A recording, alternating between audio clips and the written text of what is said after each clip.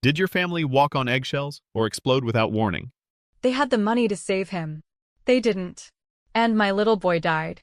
That's the thought that runs like a broken record in my head whenever I sit at a table with my parents, whenever I hear my brother's voice echo through a room, whenever someone talks about family as if it's the safest word in the world.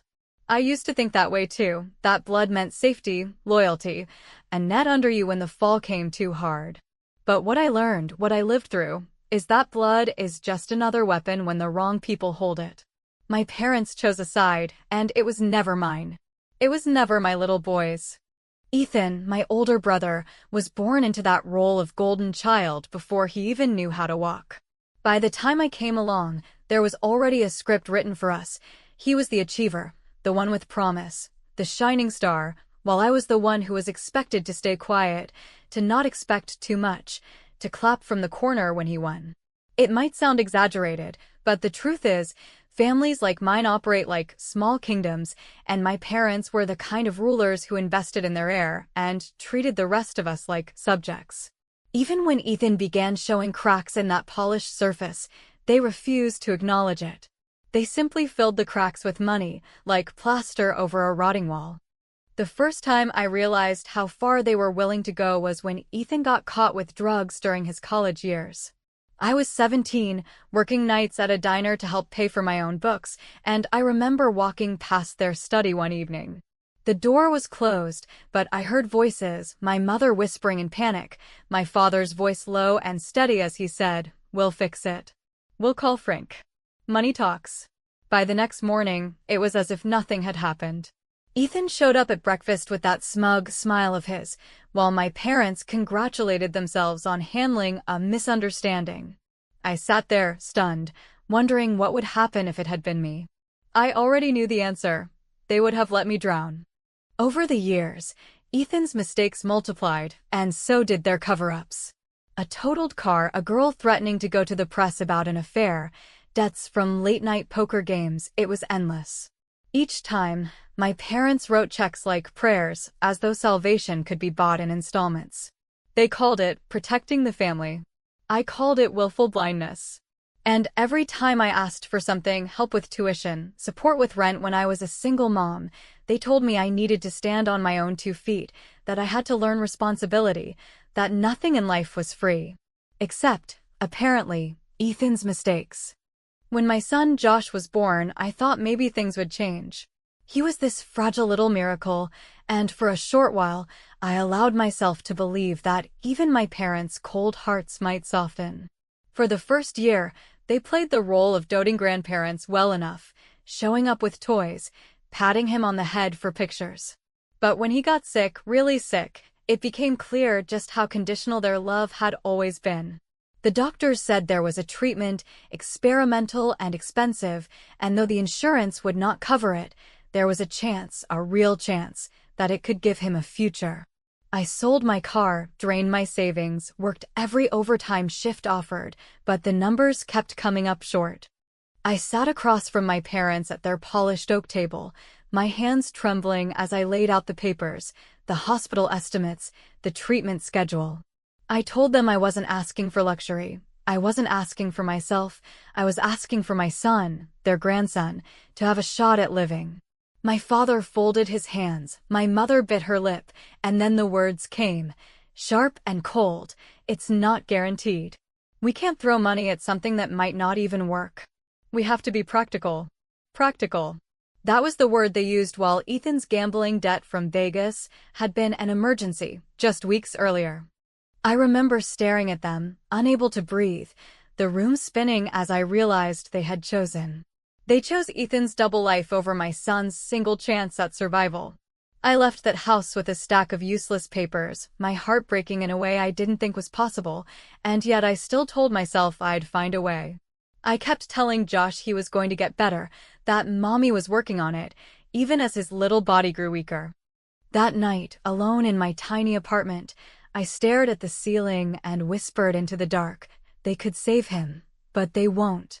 It was the first time I admitted out loud what I already knew, that my parents had money for everything but mercy. And that was only the beginning. I wish I could say there was a single moment when Ethan's halo slipped and crashed to the tile like a cheap ornament, but the truth is more exhausting and somehow more revealing. Because his shine dimmed slowly while everyone around him pretended the room hadn't gone dark and I was the only one adjusting my eyes, which is a funny kind of torture if you think about it. Because you start to question whether you are the one losing your mind when in fact you are just the only person willing to say out loud that the light bulb has burned out. He called it pressure and potential and the cost of doing business, while I called it lying and hiding and being too cowardly to stand up in your own mess without dragging everyone else into it. And the difference between those two descriptions is the difference between a slick speech and a plain sentence that makes your palms sweat, because once you hear it you cannot unhear it. The apartment I discovered by accident, which is the kind of sentence that stings the mouth because it sounds like a cliché until you are the one holding the spare keys your mother begged you to drop off at Ethan's place after he left them at brunch. And you follow the address in his text only to realize you are pulling up to a building that is not his building, and the concierge smiles in that practiced way that says he knows the name on the lease and the face that comes and goes, and you are suddenly walking down a carpeted hallway with a ridiculous abstract painting like a jellyfish melting on the wall, and you are thinking, please let this be a business crash pad or some temporary thing. Because even though he has been careless for years, you still want to give him a runway to land without breaking the plane.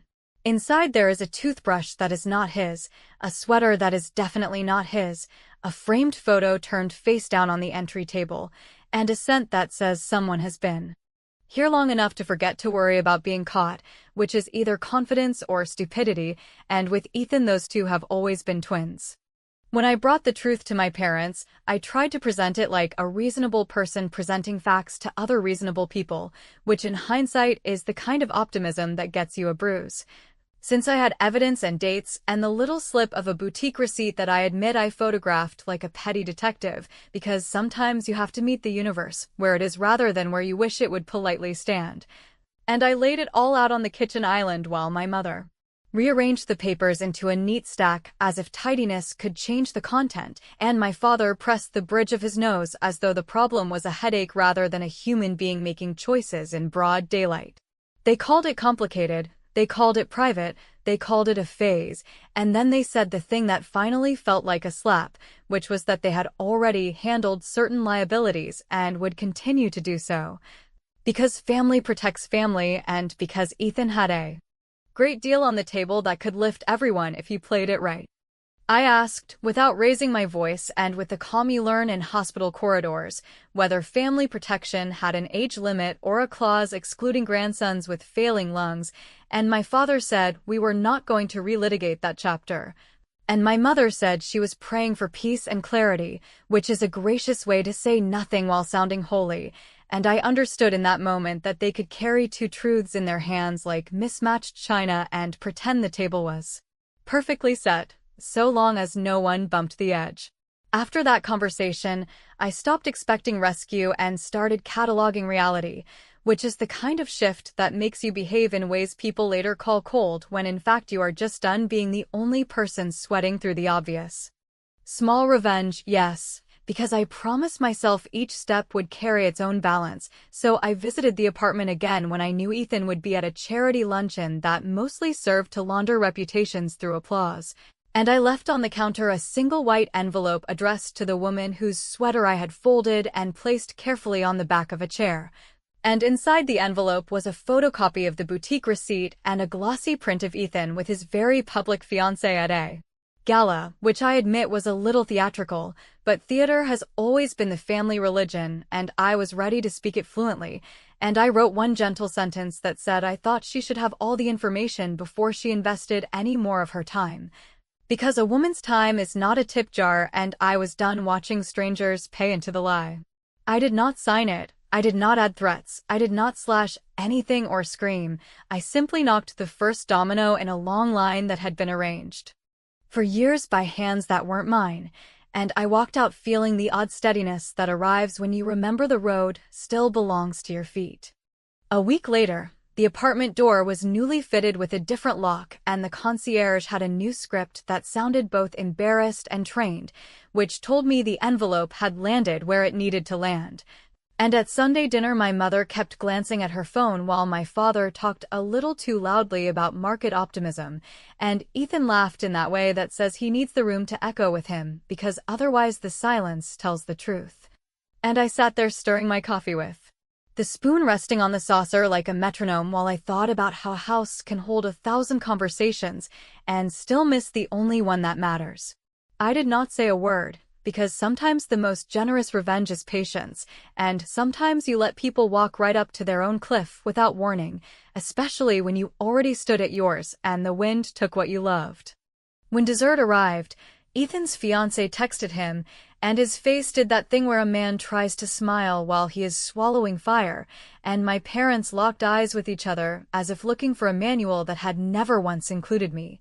And I knew the next chapter had already started, which is comforting in a slightly cruel way, the way a storm gives you rain when what you needed was a roof, and I set my cup down and told my mother I would bring a pie to the big family celebration next month, since we should all have something sweet for the toast, and she said that would be lovely with a voice that trembled, and I said it would be unforgettable with a voice that did not, because I already had the recipe.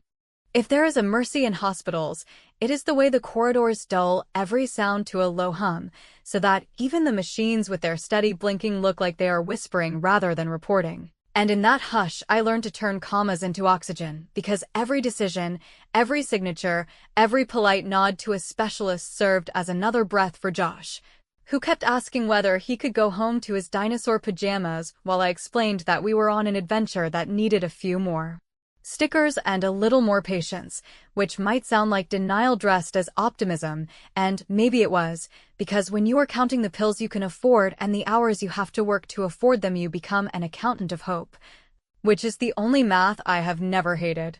The trial window opened like a brief weather break, and the estimate sat on my lap like an anvil with a bow, and I did the noble and infuriating thing that people later argued about behind my back, because I started a modest fundraiser without telling my parents, not because I was too proud to ask again, but because I was too tired to be turned into a courtroom defendant in their house, and I thought strangers might be kinder than kin, which turned out to be both true and not enough. I sold the car first, then the jewelry I never wore, and finally the ring from the brief marriage that had given me a last name but not much else, which my ex called petty and I called practical, and I can hear the objections already because yes, I should have swallowed whatever scraps of pride were left and marched up their perfect walkway with the trimmed hedges and begged until my knees hurt, yet each time I pictured it I saw my father's fingers steepled like a banker considering a loan and my mother opening her planner to pencil in her conscience for half an hour between Pilates and a charity luncheon, and I knew I could not keep asking for a shape of love they had never learned to make. The fundraiser grew in bursts. 2 teachers from Josh's school sent careful donations with notes that made me cry in the laundry room.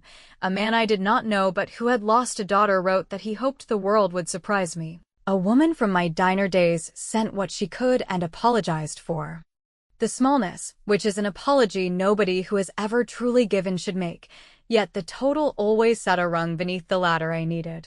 When the trial slipped away with the kind of administrative finality that looks like a stamp but feels like a door locking, a nurse with steady hands and tender eyes told me we could still pivot to comfort, and I thought about my parents' definition of comfort, which had always involved cashmere and not courage, and I said yes, do what makes him safe, and I climbed into that narrow hospital bed and let Josh sleep with his cheek against my shoulder while I whispered a story about a brave explorer who found a quiet cave with warm light, and I told him there would be no more needles in this cave, only movies and milkshakes and blankets that smelled like sunshine, which might sound like fantasy.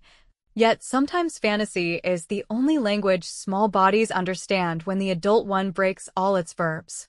After, there were forms and an impossibly small suit and a chapel that looked like it had been designed to hold both faith and resentment, and I will admit that I refused to let my parents sit in the front row, which the aunts later called cruel, but I could not stand the symmetry of that view, not with their well-fed grief pressed up against my emptiness like it belonged there.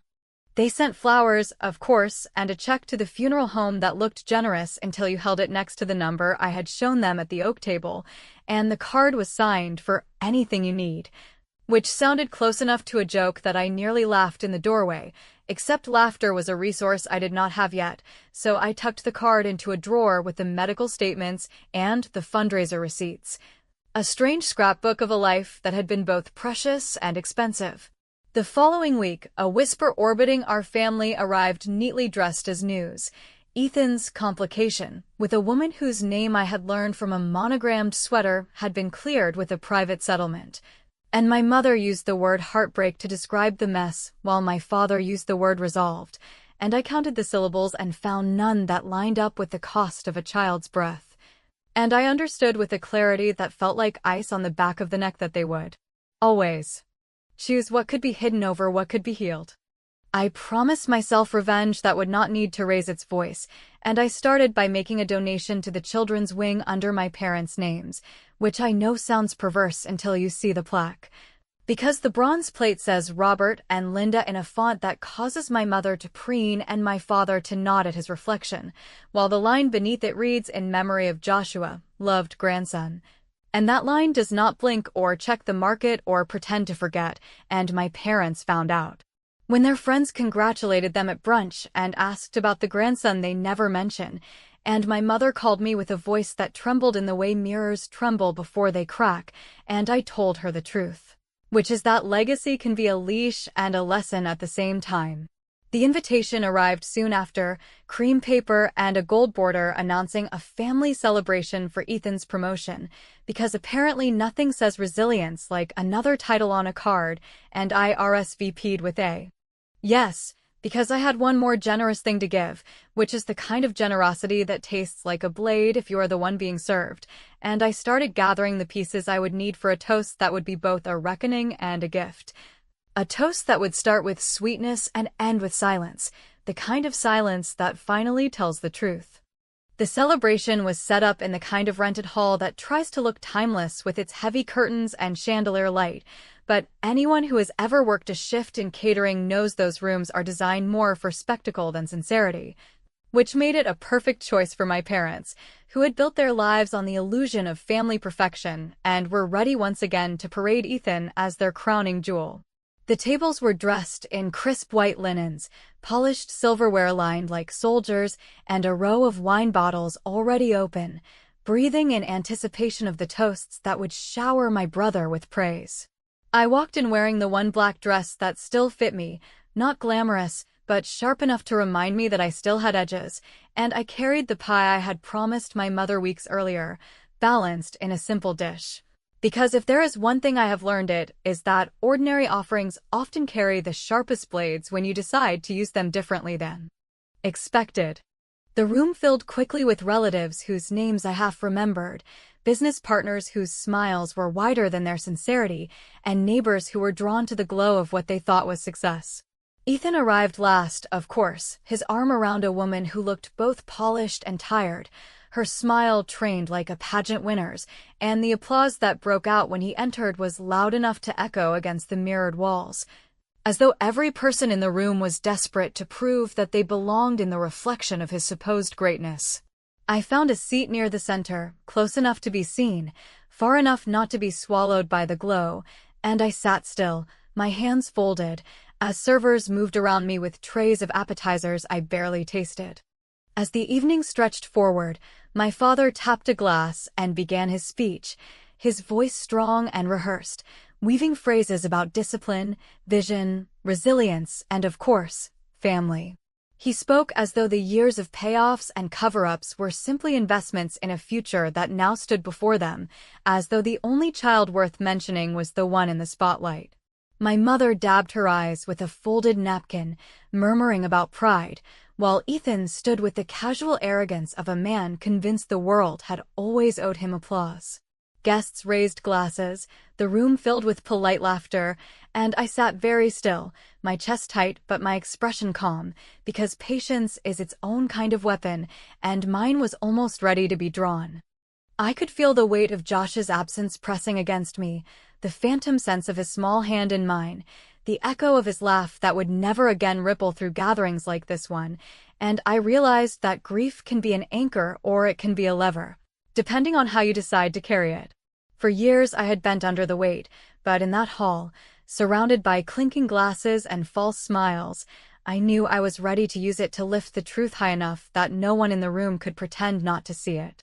The tension in my body felt electric, my fingers curling against the fabric of my dress, my throat tightening not with tears, but with words that had been waiting far too long to be spoken. Ethan leaned into the microphone and thanked everyone with that practiced charm, sprinkling in anecdotes that painted him as both ambitious and humble, a balancing act he had perfected through years of having his mistakes rewritten by my parents into stories of growth. He ended by lifting his glass and promising even greater things ahead, which sent the room into another round of applause. As the sound rolled like a wave across the hall, I reached for my glass, rose slowly to my feet, and felt dozens of eyes turn toward me. There was a hush, curious at first, then expectant, as though they assumed I would add another layer of polish to the evening, perhaps a gentle sibling anecdote to humanize the star of the night. But I had not come to decorate the lie. I had come to peel it open. My heart pounded so hard I thought it might crack the glass in my hand, but my voice when it emerged was steady, sharper than I expected, carrying across the tables with a clarity that surprised even me. I began simply, reminding everyone that family celebrations are meant for honesty as much as for praise, and that sometimes the truest love we can give is the love that refuses to stay silent. My mother shifted in her chair, her smile freezing, while my father's eyes narrowed, already sensing that the carefully built script was slipping out of his hands. Ethan laughed too loudly, trying to dissolve the moment with bravado, but the room's hush held firm, every guest waiting for what would come next. I did not deliver the full blow yet, not in that instant, because truth, like any sharp instrument, works best when the first cut is delicate and the second is final. Instead, I let the silence grow after my opening words, a silence so thick that even the servers paused at the edges of the room, their trays balanced in midair. I held the glass steady, my lips curved into something that was not quite a smile, and I said only that there were stories to tell tonight, stories not written on the invitations, but carved into the very bones of our family. The murmur that followed was soft, uncertain, like the shuffle of chairs before a storm. I sat down then, slowly, leaving the air heavy with what I had promised.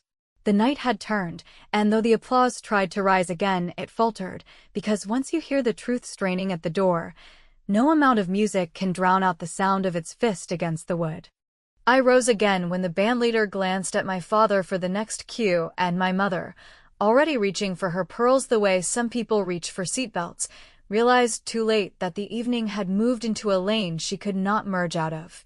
And, because I know how rooms like this breathe, I let mine be the only voice in it, not clipped or showy, simply the kind of voice you would use at 3 a.m. when the house is quiet and the truth has decided it does not need an invitation, and I said that family celebrations are lovely for rehearsed memories yet dangerous for the things we spend years pretending not to remember, and that I had brought, as promised, something sweet for the toast. I nodded to the servers I had met in the hallway before dinner, 2 young people with tired eyes who, when I pressed a folded bill into each palm and asked for a very simple favor, said of course with the kind of weary kindness only people who work other people's parties can carry, and they moved through the room placing cream envelopes at each table setting the way menus are laid before a service, which prompted a ripple of polite curiosity that might have been amusement if the paper had been thinner. I did not make them wait long, because I have learned that suspense turns generous only when it pays out before it curdles, and I asked the guests to open the envelopes while I spoke, telling them they would find a photograph and 2 pages, nothing graphic, nothing gossipy, simply a few items that belonged to the story of the man being toasted and the people doing the toasting. As paper hissed from its glue and hands stilled above linen, I said that the photograph showed a bronze plaque in a children's wing bearing my parents' names in handsome letters, and, beneath them, a line for a little boy called Joshua, loved grandson. A line that does not accommodate euphemism, and that the first page was a copy of a lease for a second apartment with Ethan's signature beside another woman's name as emergency contact, taken months before his engagement, while the second page was A redacted statement from a private firm itemizing settlement expenses for what the press would have called a scandal. And our family called a misunderstanding, all neatly dated within the same season. I had sat at an oak table and been told that hope for my son was irresponsible because it did not guarantee a return. There is a silence that belongs to cathedrals and a silence that belongs to operating rooms, yet the one that followed belonged to neither, because it was not reverent or clinical. It was the animal pause that occurs when a herd senses fire. And for a heartbeat, I thought perhaps the chandeliers themselves had stopped humming. I explained, without theatrics, that I was not here to tally every debt or to demand penance in a banquet hall, that I did not want their money, and that the only thing I wanted had already been taken. But that since we were gathered to praise character, it seemed dishonest not to examine what had been built with ours, and I described the meeting where I had slid the treatment estimate across lacquered wood and been told that practical love would not bankroll a maybe. And then I pointed gently, but without a cushion, to the numbers on their laps that proved a different kind of maybe had been underwritten at scale for years for the sake of one man's comfort and two parents' reflection. My father stood, because standing is his native language when a moment threatens to grow taller than him, and he told the room that I was grieving and confused, that this was private, that I had no right to humiliate my brother.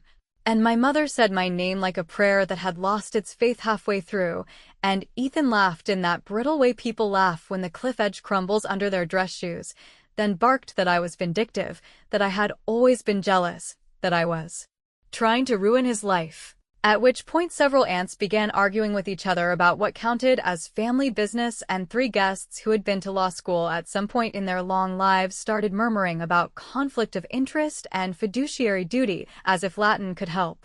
The woman at Ethan's side put her hand on the table and stared at the lease until her jaw set, and I will not pretend there was anything noble in watching the color drain from her face, because in that moment I felt the ugly thrill of a lever finally moving a boulder.